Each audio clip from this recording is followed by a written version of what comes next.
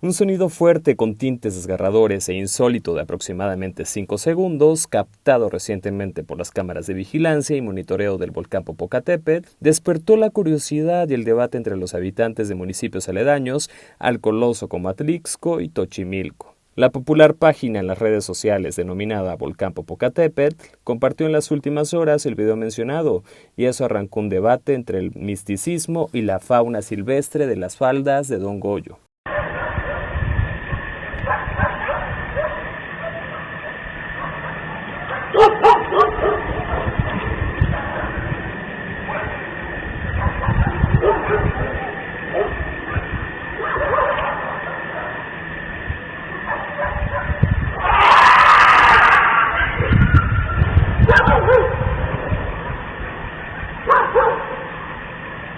Es el infierno en el corazón de la tierra, los quejidos son las almas que se fueron sin Dios y sin esperanza, sentenció Rosa Izcabaleta, provocando reacciones contrarias. Es una osa real, es como un puma pero más chico, y ese es su gruñido. Por eso los perros ladran.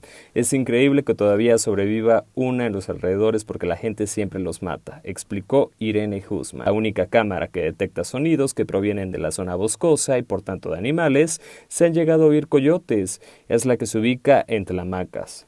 El resto de cámaras están situadas en los poblados de San Juan Tianguismanalco, San Nicolás de los Ranchos, Tochimilco y Amecameca, destacó Javi Alonso. Por tanto, finalizó, estas últimas cámaras detectan sonidos de la zona urbana. Es el grito de algún habitante de Tianguismanalco o Tochimilco. Reportó para STV Atlixco Puebla, Luis Castillo.